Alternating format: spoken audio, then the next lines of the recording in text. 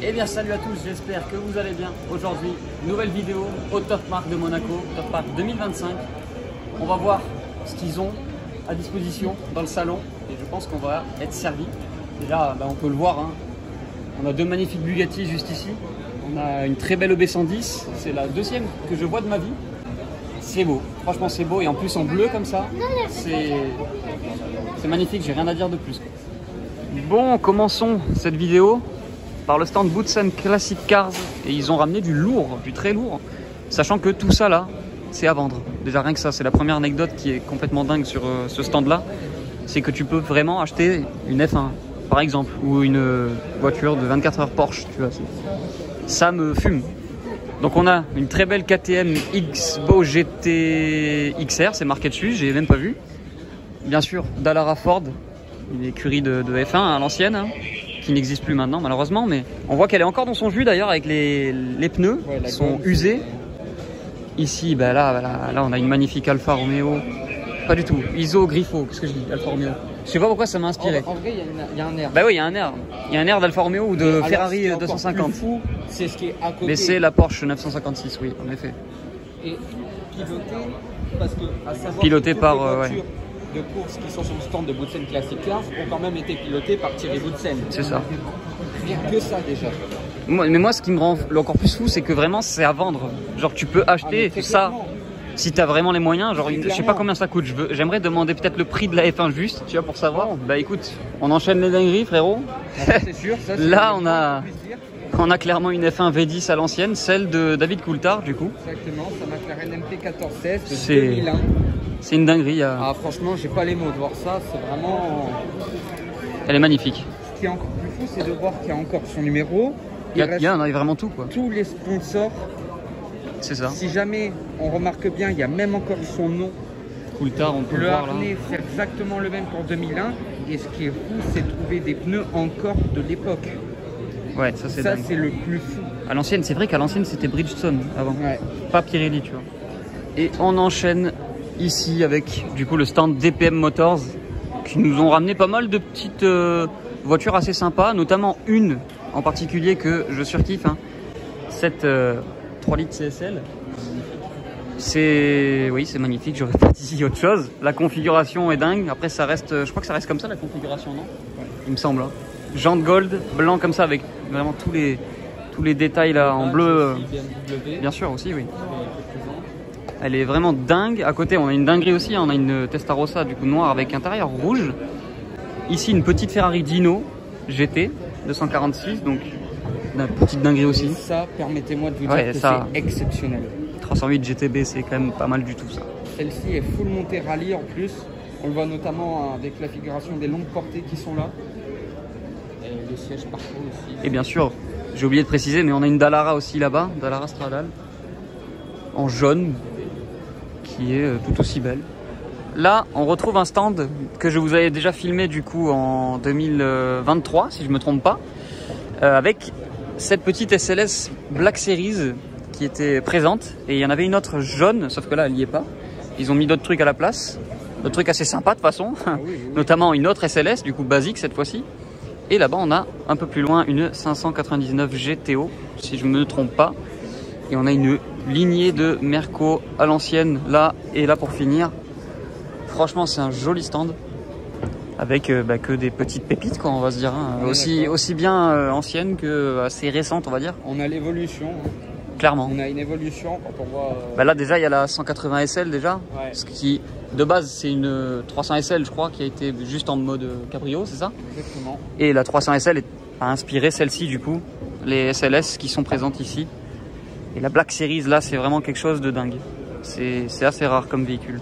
Bon les amis, je me devais quand même de vous présenter cette voiture, bon, qui n'est pas méconnue, hein, du coup ça reste une légende française de rallye, si je ne me trompe pas. Hein. L'Alpine A110 à l'ancienne qui est à vendre au prix de 95 000 €.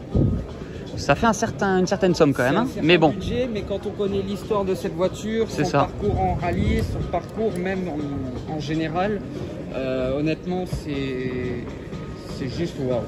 C'est posséder ça.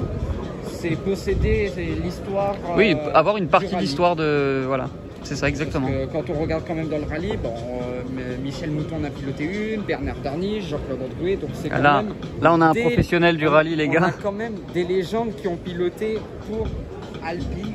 Et franchement, ça, c'est une super voiture de collection. Elle est très polyvalente. Franchement, si vous cherchez une ancienne, que vous ne savez pas trop sur quoi vous orienter, j'aurais tendance à vous dire, orientez-vous sur une 1600. Vous ne serez pas déçus.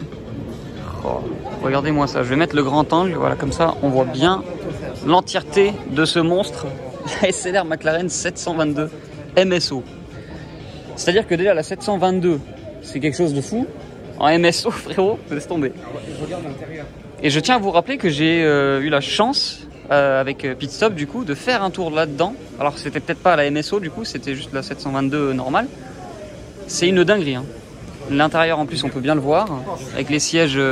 Bon, j'avoue la configuration des sièges pour le coup reste, pour moi reste à désirer, hein, mais j'aime pas forcément trop ce design-là de. C'est pas un design qu'on penserait à mettre directement sur des sièges de MSO.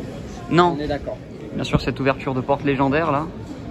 C'est voilà, c'est une voiture de fou furieux. Là, on est sur quelque chose d'assez gros quoi. Et de très monstrueux. Bah oui, mais ça se rejoint de toute façon les deux. Hein. Ah bah ça on est. C'est. D'accord, on est sur la. C'est Peugeot Dakar. 2008 Dakar 16. Peugeot Dakar. Ouais. De Sébastien Loeb et Daniel Elena. On a même la chance d'avoir les deux casques. Donc, signé même. Non, ça à mon avis ça doit être. Ça non, ça doit être rajouté, tu penses? En général, parce que là. Sur le ah oui, remarque, oui, tu me diras. De Daniel Elena, ah, en effet. son surnom est mis directement. Donc je pense que ça doit plus être des éléments de déco. Figure le casque porté par Sébastien Loeb et Daniel Elena. On peut notamment le voir. Hein, à l'usure qui est sur le côté. Cette voiture est juste monstrueuse. Hein, si là je suis en grand angle, les gars, hein, et c'est pour vous dire, elle rentre à peine dans le grand angle. Voilà. C'est pour vous dire à quel point c'est terrifiant. Donc là, c'est une Dakar de 2016. Donc il y a le professionnel des Dakar et du rallye à côté, je vous l'ai dit. Hein, mais... C'est un monstre. On peut même voir l'intérieur. Pour ce qui est de l'intérieur, les gars, regardez-moi ça. Putain, la roue de secours qui est ici, j'ai même pas vu. Ouais, la roue de secours. Donc sur ce modèle-là, elle était rangée sur le côté pour des catégories de poids. Donc à l'intérieur, on peut remarquer le levier de vitesse ainsi que le frein à main hydraulique. C'est quand même fou. Les instruments de bord du copilote. Et les sièges, les énormes sièges baquets. Qui sont du coup à la taille du pilote. Les baquets sont faits à la taille du copilote et du pilote. Et on peut même voir encore les anciennes vitres qui figurent du Dakar. Bien sûr. Maintenant, elles sont un peu plus grosses, on va dire. Parce que quand on est en spécial de Dakar, la température monte quand même jusqu'à plus de 50 degrés dans la voiture. Donc c'est énorme. C'est violent. Donc, et puis l'arrière, je vais mettre le grand angle par contre parce que sinon on n'y verra pas grand chose. L'arrière est juste monstrueux. On peut voir notamment les deux sorties d'échappement qui les deux full tubes là, ouais. Et là on arrive même à voir à travers la grille toute la mécanique de cette voiture qui est juste phénoménale. C'est dingue. Puis sans parler de ce qu'on a à côté, hein, ça va être une longue séquence les gars, mais... Oh, la McLaren à l'ancienne. Une table basse, oui. Pneus Michelin. C'est ça. Et moi je t'avoue, je suis plus concentré sur ça. Et là-bas aussi, hein, la MG Metro les gars. Ça, c'est une légende aussi de rallye, tout simplement. Celle-là a été pilotée par Rob Arthur. Exactement. Pour les plus connaisseurs de rallye, de sport automobile, rallye ou quoi, c'est vraiment... Ça aussi, c'est phénoménal. Ah non, mais ça, c'est légendaire, excuse-moi aussi. Hein. On a les pneus Goodyear qui sont là. L'état est d'origine, j'ai envie de dire, hein, parce que oui, quand on regarde l'état des pneus, on peut voir quand même que c'est pas tout à fait... C'est complètement dingue. Et là, on peut voir vraiment, on peut s'approcher au plus près. On peut voir l'intérieur. Après, bon, c'est rien de dingue hein, pour le coup. C'est vraiment une monocoque, quoi, full carbone. Ouais, exactement. Il y a juste un volant, des pédales et un siège raide, comme pas possible, pas du tout confort. Là, je crois qu'elle appartenait à Brundle, si je me souviens bien. Oui, c'est écrit là. Ouais. C'est écrit sur le, sur le toit, on va dire. Les sponsors qui figurent, c'est incroyable. Ouais. Et petit élément qui est drôle que j'ai oublié de vous dire sur les casques. Sur ces années-là, Loeb et Elena ont voulu mettre une touche humoristique. Donc sur le casque à Danos, c'était le marsupilami, exactement. Ouais. Et sur le casque à Loeb, je me rappelle plus du nom. Peut-être que s'il y en a qui connaissent, vous pouvez le dire en commentaire. Ouais. À mon avis, c'est le chrono qui tire des scratchs parce qu'il avait fait des scratchs à cette époque-là. Donc si jamais, je me souviens plus pour cette histoire de ce casque. Mais personnellement, c'est juste phénoménal. Cette vue, les gars. c'est exceptionnel. Et pourtant c'est rien, c'est qu'une partie du truc. Hein. C'est dingue de voir autant de caisses comme ça, d'exception. Là les amis, on a une voiture que j'attendais de voir avec impatience pour le coup. Comme certains autres ici présents hein, dans cet étage-là. Mais celui-là en particulier quand même, le Pugnator du coup, le Purosangue version Mansory. Complètement énervé en plus, la configuration est dingue. Donc 3 couleurs, aux couleurs de l'Italie. Le vert, le blanc, le rouge à l'arrière. L'intérieur il doit être incroyable, je vais essayer de demander pour vous le filmer. Mais en tout cas déjà on peut se contenter de l'extérieur. C'est quelque chose de dingue. Et regardez les jantes, c'est n'importe quoi. Il y a 2 ailerons derrière, si jamais il y en a 2, pour ceux qui connaissent pas. Il y a 2 ailerons, un ça suffisait pas, il en fallait 2. Ce que j'aime avec les Mansory, c'est qu'ils sont vraiment toujours dans l'extrême, dans l'abus. Genre vraiment ils vont faire une voiture, ils vont la modifier, mais genre à 100% de ce qui est possible de faire. Donc du coup, les amis, regardez l'intérieur de ce Mansory. Ils ont gentiment accepté de me laisser filmer. Et franchement, déjà que j'adore les intérieurs Ferrari, bah alors là, ça a plus rien à voir avec un intérieur Ferrari pour le coup. On voit vraiment des badges Mansory de partout, y compris éclairés sur les portes, là. On voit le logo ici qui est éclairé, c'est dingue le niveau de détail qu'ils ont. Et bien sûr, comme j'ai dit, le rappel de couleur tricolore du coup de l'Italie, partout, absolument partout. Et même là, ça tue ça. Les trucs de commande, pareil. Aux couleurs de l'Italie, c'est magnifique et tout blanc comme ça, bon c'est très salissant certes, mais c'est beau, c'est franchement beau. Et du coup pour finir avec ce Purosangue Mansory, on a l'arrière avec du coup les 2 ailerons, genre déjà un ça suffisait pas, il y en a même 3, il y a le béquet en plus de ça, ici, en carbone forgé. On a un diffuseur pareil encore une fois en carbone forgé qui est immense, même c'est aberrant le niveau de détail. On a même le contour de la plaque qui est en carbone forgé. On a le logo Mansory qui s'éclaire ici, au milieu. Et, attention, ici aussi. Le niveau de détail sur ce truc, je sais pas comment dire ça, c'est complètement fou. Alors là, pour le coup, on a quelque chose d'assez cool. On a déjà, rien que la voiture, c'est très cool pour le coup. Mais le concept, j'adore. C'est tout simplement des artistes en fait qui ont dessiné sur la carrosserie et donc ça a fait ce rendu là. Et on peut le voir en direct je crois parce qu'il y en a une qui fait un dessin à l'heure actuelle. C'est ultra stylé, regardez-moi ça. On le voit en direct. C'est beaucoup trop bien. Bon, là je sais pas si on arrivera à faire mieux pour le coup. C'est une fusée sur roue. La Bugatti Bolide, voilà, on a la voiture la plus puissante je pense du salon devant nous, la plus efficace sur circuit. Et en plus de ça, je sais que d'habitude Bugatti, je sais qu'en 2023 pour la 110, ils avaient fait une maquette je crois, c'était pas une vraie, là c'est une vraie, c'est vraiment, il y a tout qui fonctionne, elle est fonctionnelle la voiture. Et ça c'est dingue, là on peut se dire voilà, on voit une vraie Bugatti Bolide devant nous, c'est abusé cette caisse. Et apparemment, hein, vitesse de pointe qui atteindrait les 500 km/h. Apparemment, après ça reste à prouver, à vérifier. C'est une no-road légale, oui, voilà. Sur circuit, ça m'étonnerait pas. Et le pire, c'est qu'il y a des gens qui les achètent ça. Hein. C'est ça qui me fascine encore plus. Et je trouve ça ouf en fait. D'acheter une voiture de course pour même pas rouler avec, à part vraiment si tu as un accès circuit du coup, parce que vraiment tu peux pas rouler avec sinon. C'est dingue. Là, les amis, ça aussi, ça fait partie des voitures que je voulais voir absolument dans ce salon. Tout comme la Bugatti Bolide et le Purosangue Mansory. La Temerario. Enfin, je la vois de mes propres yeux. Et en photo, je vous avoue que je trouvais pas ça dingue. J'avoue. En termes de design, et après, bon, en termes de configuration aussi, ils n'avaient pas choisi une très très belle configuration, on va pas se le cacher. Mais voilà, la remplaçante de la Huracan. La Temerario, donc il y a un moteur, il me semble dedans V8, si je ne dis pas de bêtises. Alors par contre je sais plus si c'est avec des turbos ou si c'est en Atmo toujours. Mais je sais que voilà, c'est un moteur V8, bien sûr toujours le 4 roues motrice normalement. Et V8 je crois hybride en plus de ça, qui développe pas mal de chevaux. En fait c'est une mini Revuelto hein, clairement on peut se dire. Elle est très jolie, c'est une dinguerie et franchement j'apprécie beaucoup Je retire vraiment ce que j'ai dit quand j'ai vu la photo. J'avais dit qu'elle n'était pas dingue en fait. Et c'est vrai qu'en vrai, on a un rendu qui est quand même différent. On voit plus d'angles, on voit plus de choses sur la voiture qu'on ne voit pas en photo.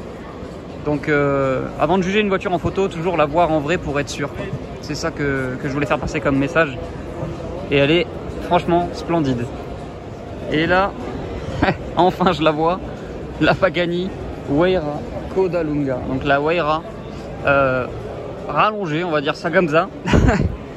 C'est dingue, elle est magnifique. Elle est dans un état qui est incroyable. Bon, mis à part le dessous de la porte, qu'on peut voir, il est quand même assez défoncé. Mais regardez-moi ça, quoi. Il reste dinguerie. Et l'arrière, c'est vraiment une œuvre d'art, cette caisse. Au niveau de l'intérieur, c'est vraiment... Tu vois que c'est comment dire, c'est fait main. C'est vraiment artisanal de ouf. Et c'est ça que j'adore chez Pagani. C'est que bah, du coup, voilà, tout est fait main, tout est fait à la maison, on va dire. Et l'arrière, c'est... Je vous mets en grand angle. L'arrière, c'est quelque chose. Comment on voit vraiment bien le prolongement qui est fait. C'est un truc de fou, cette caisse. Elle est beaucoup trop belle. Et beaucoup trop chère, surtout. Beaucoup trop rare. Elle est beaucoup trop... Je sais pas comment la qualifier. C'est incroyable, c'est tout. Il n'y a pas d'autre mot, en fait. Alors, on nous laisse l'accès à ce petit stand et il nous propose cette chose. C'est une Porsche 718 à la base, Spider RS je pense, hein, vu le béquet, etc. Qui a été complètement modifiée, qui a été comment dire, transformée en sorte de Monza SP2, on va dire. C'est quelque chose d'assez particulier, j'ai envie de vous dire. Mais franchement, c'est joli. Donc c'est le stand Rubo, donc la marque du coup c'est Rubo, Rubo Cars, c'est marqué juste au-dessus. Et voilà, c'est assez, comment dire, particulier, assez inhabituel. En plus c'est la première fois qu'on la voit, c'est la première fois qu'on la voit dans le monde entier apparemment, c'est une world première. Et pour ce qui est de l'intérieur, je vais vous montrer juste comme ça, de loin. Et on a toujours bien sûr l'intérieur de Porsche, à part que le logo, forcément ce n'est plus Porsche, c'est le logo de la marque. C'est assez particulier mais assez cool en vrai de vrai. On est de retour sur ce stand les gars.